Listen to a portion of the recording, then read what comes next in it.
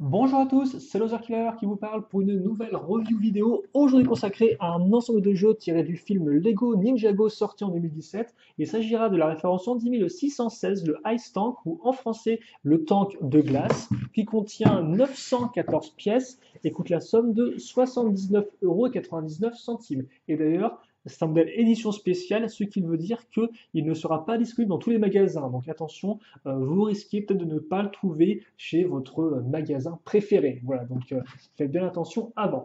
Le modèle devrait vous prendre à peu près 2h20 en termes de construction, le tout en 278 étapes, donc qui sont dans ce mode d'emploi, forcément. Avec à la fin, eh bien, on les connaît maintenant assez bien, je pense, les petites pubs pour le site internet, voilà, ainsi que donc pour les différents modèles de la gamme à ce niveau-là, puis les jeux vidéo sur tablette et console de salon, Lego Wars avec un petit code, le YG43JH pour débloquer le bombardier Reventa dans le jeu, et enfin la liste des pièces sur 2 pages. Voilà, et enfin la gagne à la fin avec Lloyd. Un modèle donc qui contiendra 5 figurines, que voici. Alors là encore, on va prendre le temps de vous montrer ça. Enfin, je vais prendre le temps de vous montrer ça correctement. Et je pense que là, c'est justement plus ou moins correct. Donc déjà, forcément, notre ninja attitré sera Zane, le ninja de glace, ça semble plutôt logique. Je vous rappelle que vous pouvez le retrouver tel quel, donc en version ninja avec cagoule, dans le Spinjitzu Training, ainsi que dans le Fire Mech et le Destiny Bounty. Et par contre, vous pouvez le retrouver sans cagoule dans le Temple of Ultimate Weapon. Voilà. Donc là, c'est sa version sans cagoule, la version qui n'est pas fournie. Je vous rappelle, il n'y a bien que 5 figurines. Moi, je rajoute des figurines sur mon petit socle afin de vous montrer au mieux les différents détails que vous ne pouvez peut-être pas voir quand les figurines sont entièrement équipées. On passe ensuite aux deux citoyens fournis. La première, c'est Patikis, qui est exclusif à ce set-là, même si la tête en elle-même, vous pouvez la retrouver chez le personnage de Pat dans le Garou Mechaman, et le corps, vous pouvez le retrouver chez Am du Ninjago City Chase, ainsi que chez Sally du Ninjago City. Donc en clair, là encore, la combinaison de pièces est exclusive, mais les différents éléments ne le sont pas. Et c'est pareil d'ailleurs pour notre citoyen masculin, Torben, qui, là encore, entre guillemets, la combinaison est exclusive à ce set-là. Toutefois, la tête, eh bien, c'est la même que celle de Shelly utilisée dans le Manta Ray Bomber, et le corps, c'est le même que Takuma dans le Flying Jelly Sub, que Pat dans le Gamma Mechaman et que Conrad dans Ninjago City. Voilà.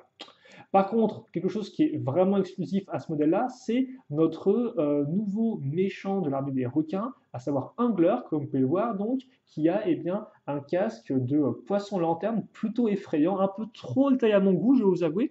Et d'ailleurs, effectivement, ce casque, vous pouvez retrouver dans une autre couleur dans les packs de figurines aléatoires. Par contre, la tête en elle-même, elle est exclusive à ce personnage-là. Par contre, un seul imprimé, hélas, pas d'imprimé de dos. Voilà. Et enfin, vous aurez donc eh bien, un Shark Army Tug, un voyou de l'armée des requins, aussi trouvable dans le Water Strider et aussi trouvable avec des jambes et des armes différentes dans le Ninjago City Chase ainsi que dans le Lightning Jet. Bien sûr, toutes ces figurines ont un imprimé arrière, comme vous pouvez le voir, voilà. Et bien sûr, Zane a aussi une seconde expression faciale, et d'ailleurs c'est le seul de tous les personnages dans ce modèle-là. Voilà, donc pour nos 5 personnages, on reviendra dessus, je pense, dans le bilan, mais c'est vrai que c'est un peu coussi coussa. Voilà. Mais maintenant, passons plutôt au plus important, à savoir eh bien, le tank de glace, car en effet, là encore, c'est vraiment un modèle véhicule. Donc un modèle égale un véhicule et puis c'est tout. Et donc justement, eh bien, on va le poser sur le socle, on va baisser la caméra et on va voir les différents éléments ensemble. Et bien sûr, on va prendre le temps un peu de reconstruire certaines parties afin que vous compreniez comment marche le modèle au mieux. Et donc déjà, il faut savoir que le modèle est divisé en 3 parties. La partie avant avec le cockpit et le bras canon, la partie arrière avec le dard ou plutôt l'abdomen, si on compare effectivement cette partie à une sorte d'insecte, et enfin, vous avez la partie latérale, donc avec les roues, enfin les chenilles sur les côtés. Voilà. Le premier élément qu'on va voir ensemble, c'est le cockpit, car effectivement, c'est celui qui arrive en premier, et il est, ma foi, vraiment intéressant. Déjà en termes de forme, comme vous pouvez le remarquer, avec des jolies pièces courbées, voilà, ainsi qu'une jolie pièce de vitre pour le cockpit. Et surtout, ce qui est encore plus intéressant, c'est que justement, quand on ouvre cette partie-là, à ce niveau-là, eh bien, on voit qu'on a vraiment un cockpit bien détaillé. Alors, par contre, vous noterez que les stickers, là, c'est des petits stickers pour les passer une fois une, donc attention à vos petits doigts pour les poser. Pas la chose la plus agréable à poser, mais bon, c'est comme ça. Et donc, voilà, le plus important, c'est qu'on a un cockpit qui est détaillé, et surtout, on a un cockpit qui s'ouvre aussi par le bas. Car en effet, si on a une vitre en haut, et bien, on a la même pièce de vitre en bas, qui peut donc eh bien s'ouvrir comme ceci. Je vais arriver à ce niveau-là. Et donc, en fait, dans l'idée, eh bien, vous pouvez prendre votre figurine de Zane, la mettre sur son petit siège, et quand vous allez baisser le siège, eh bien, la figurine va faire comme sur le toboggan et descendre en bas. Voilà. Et d'ailleurs, inversement, vous pouvez aussi l'insérer par le bas comme ceci, et après refermer le cockpit, hop là, et là, il est dans son véhicule. Quelle boule toute droite, et d'ailleurs, comme vous pouvez remarquer, la figurine peut entrer avec eh bien, son carquois ainsi que son arc. Car en effet, il n'y a pas d'élément à clip pour accrocher l'arc en dehors du véhicule. Donc déjà, premier élément du Ice Tank, le cockpit, et honnêtement, il est réussi, vraiment imaginatif et plutôt bien détaillé. Donc déjà, c'est un bon point de départ. Voilà. Ensuite, on verra rapidement le missile, enfin le bras canon juste après. Mais avant ça, je pense qu'on va voir le plus important, qui est effectivement les parties latérales.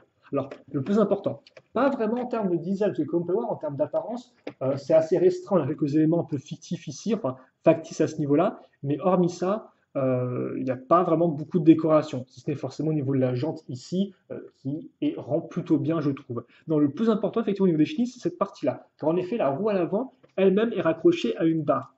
Donc, comme vous pouvez le voir, la barre ici, qui passe là, et qui est donc raccrochée à une roue qui va donc justement aider à mieux faire, entre guillemets, rouler le véhicule, mais surtout à solidifier le mécanisme. Quel mécanisme vous allez me demander? Et d'ailleurs, notez aussi les petites lumières en dessous, autre élément très sympathique. Et bien justement, le mécanisme de roue dentée, comme vous pouvez le voir. Donc, celui-là est noir et relié à la roue. Et donc, forcément, quand le véhicule va rouler, ça va aussi activer cette roue dentée ici, qui va activer celle-ci. À l'intérieur, là, vous avez un autre mécanisme de roue dentée. Et donc, tout ça mène à quoi? Eh bien, ça mène à la barre qui est à l'intérieur de l'abdomen, comme vous pouvez le voir. Et donc, comme vous pouvez remarquer, notre barre a aussi deux sortes de pelles, un peu. Et donc, ces pelles eh bien, vont servir à faire bouger les morceaux de glace à l'intérieur. Et donc, si vous avez compris, car là, effectivement, j'ai un peu résumé ce qui va se passer. Donc, on va enlever ça pour l'instant. Ce qui va se passer, c'est que mon véhicule va rouler. En ce faisant, les roues dentées vont s'activer et en ce faisant, la barre va donc maintenant pivoter et en pivotant, les pelles vont tourner et donc vont prendre avec elles et bien justement les morceaux de glace. Comme vous pouvez le voir, hop là, je vais prendre et voilà, ainsi de suite, comme ceci. Voilà, à ce niveau-là. Et donc ça, c'est effectivement le mécanisme principal du modèle et il est vraiment bien réalisé, je trouve, en plus du design de l'abdomen qui est vraiment réussi, avec ces grosses pièces de vitre, comme vous pouvez le voir, et aussi le dessus à ce niveau-là. Voilà, donc ça, effectivement, c'est pour tout ce qui est la partie latérale et le mécanisme. Et donc, avant maintenant justement qu'on finisse l'abdomen, on va revenir rapidement sur le bras canon qui va ressembler à ça, donc comme ceci. Et là encore, on va retrouver une roue dentée qu'on activera à la main afin de directement activer la mitrailleuse lourde à l'extrémité, comme vous pouvez le voir. Donc en fait, hein, j'active ça et après je vais tirer, si j'y arrive, hop là, comme ceci, une petite sphère. Et là encore, forcément, si vous le faites très rapidement, vous allez tirer les 6 petits projectiles. Après, rien de plus à dire sur cette partie-là, des parties courbées à ce niveau-là, la mitrailleuse au bout. Tout ça, on le raccroche donc ici. Là encore, accroche très solide. On a vraiment un véhicule solide, d'ailleurs, je tiens en termes de construction, et on le met là. Et par contre, ce bras justement canon ne sera que d'un seul côté du véhicule. Donc ceux qui aiment tout ce qui est symétrique sont peut-être un peu déçus avec cette partie-là. Voilà, on va reprendre rapidement la plaque tournante parce qu'effectivement, après, on va installer tout ça. Enfin, on va faire ça aussi ça. On va aussi reprendre une hauteur. Et donc maintenant, on a l'abdomen. Et d'ailleurs, comme on peut voir, l'abdomen est incliné vers le haut. Car en effet, toute cette partie-là est raccrochée à une sorte de gros bloc qu'on va en fait caser comme ceci, en diagonale. Et donc là encore, c'est une construction qui est assez intéressante quand vous allez la faire. Mais passons maintenant plutôt au plus important, à savoir comment couvrir justement l'abdomen. Car toute cette partie-là va être cachée. Cachée par quoi? Eh bien, cachée par cette partie-là, ici même, à ce niveau-là. Donc comme peur, on a la partie principale ici.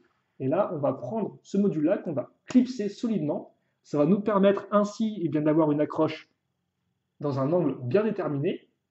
Et sur cette accroche-là, grâce à ces deux pièces de connecteur, je vais mettre, entre guillemets, la pièce de carapace. Et donc la pièce de carapace, entre guillemets, ressemble à ceci. Donc pas mal de plaques, aussi bien au-dessus qu'en dessous. Et vous noterez donc à l'arrière l'accroche pour les fanions, toujours intéressant, ainsi que les deux petits ball joints ici, qui vont servir à raccrocher ça au reste du véhicule. Et comme vous pouvez le voir, là, vous avez un ball joint qui va permettre de coincer la pièce. Là encore, c'est vraiment un véhicule avec des angles bien définis et où tout est bien calculé afin comme d'angler, d'avoir juste pile poil la forme qu'il faut pour mettre cette partie en arrière. Enfin, au milieu, on case une pièce comme ceci, qu'on peut faire pivoter, et ainsi nous avons terminé cette partie-là, que nous allons maintenant raccrocher donc sur notre module au milieu. Et là, je vais juste mettre ça ici. Voilà, comme ceci. Et donc là, nous avons terminé le véhicule. Alors pour ceux qui ont regardé ce qui est écrit sur les fanions, que vous pouvez voir au-dessus là, il y a écrit ZA. Alors ça, vous me dire, bah, c'est écrit Zayn alors. Eh bien non, parce qu'effectivement, autant les deux premiers signes correspondent à l'alphabet Ninjago, donc c'est bien le Z et le A, autant les deux autres signes qu'il y a juste après ne correspondent à rien du tout. Donc autant des fois, c'est vrai que sur les autres véhicules des Ninja, on avait l'alphabet qui était un peu différent, mais encore on pouvait reconnaître les lettres. Voilà, autant là vraiment non pas du tout, hein. Le N et le E n'ont rien à voir avec les formes juste après le Z et le A, donc c'est un peu étrange, je ne comprends pas particulièrement pour tout vous avouer, mais bon, c'est comme ça. Alors par contre, est-ce qu'il peut tourner sans toucher le mur derrière? Oui, effectivement, il peut tourner. Et donc justement, nous avons terminé notre véhicule, comme vous pouvez le voir, et honnêtement, il est vraiment impressionnant, je trouve. Alors justement, il est impressionnant car en termes de dimension, eh bien, il fait au moins 40 cm de long, quoique un peu moins peut-être, effectivement. Quoi, vous savez quoi en fait, parce que je suis en train de me rendre compte, petit moment d'errement dans ma review, car j'ai oublié de prendre la dimension. Ça, c'est vraiment très mauvais. Donc je vais le faire tout de suite, en fait, d'attendre pendant 15 secondes, que ça se passe tout seul. Donc on va le faire en direct, vous m'excuserez. Ça fait du 31 cm de côté, ça fait du à peu près 24 cm de haut, et en largeur, on est dans du 19 cm. Voilà, donc 31 en profondeur, 24 en hauteur, 19 en largeur. Donc comme un modèle assez massif, et encore plus massif quand vous comparez par rapport à une figurine. Voilà, comme ça, à ce niveau-là.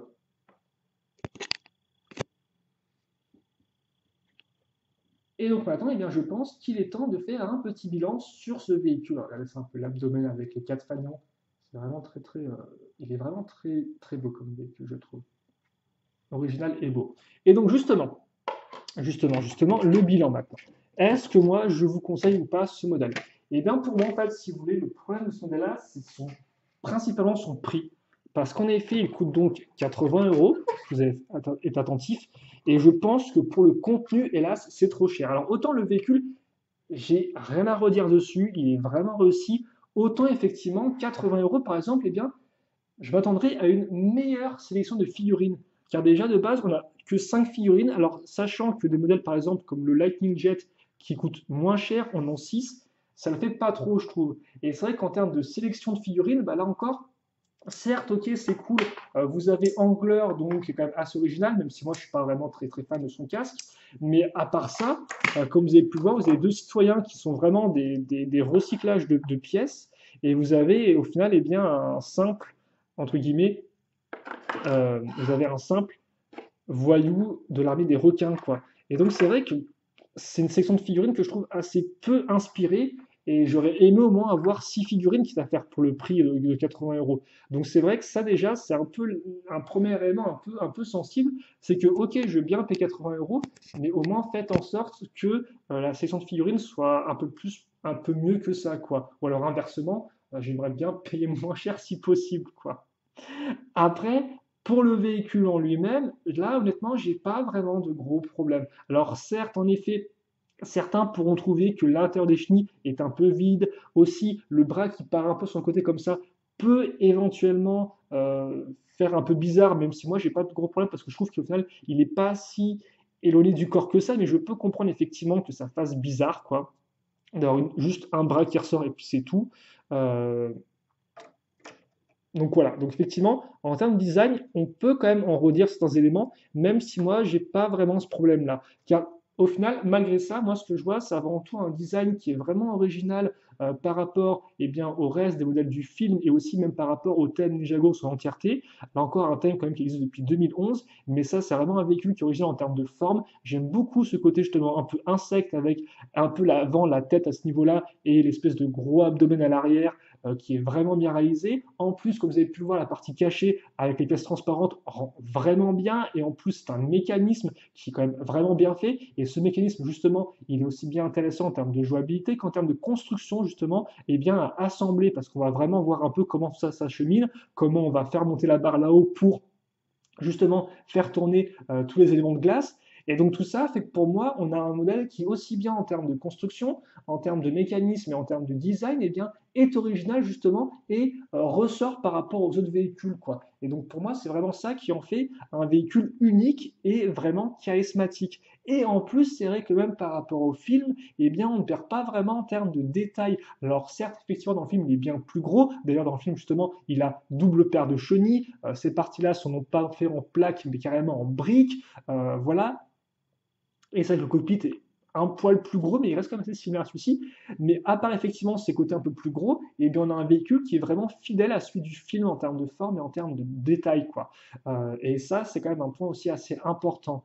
Donc tout ça pour vous dire que moi, ce modèle-là, je l'aime beaucoup. Et quoi, hélas, bah, son problème, c'est de coûter aussi cher, quoi, parce que 80 euros, ça justifie pas ça, quoi. Effectivement, il y a beau avoir des belles pièces transparentes, souvent coûteuses à produire, mais quand même, quoi. Donc c'est vrai que là, effectivement, c'est dommage parce que je trouve que j'aurais bien aimé le voir un peu moins cher pour que plus de gens puissent se le payer, vu que moi, bah, je le trouve vraiment très bien, quoi. Voilà. Mais en l'état, c'est vrai que c'est un peu difficile de conseiller parce que pour 80 euros, vous pouvez sûrement vous payer plusieurs modèles Ninjago du film, quoi. Donc voilà, quoi. Juste 80 euros pour un véhicule et une section de figurines qui est pas si bien que ça fait un peu mal, je trouve. Et le véhicule, alors que le véhicule pourtant en lui-même, pour moi, n'a pas vraiment de défaut et vraiment fonctionne très très bien, quoi. Donc voilà. Donc après, c'est vraiment à vous de voir en fait.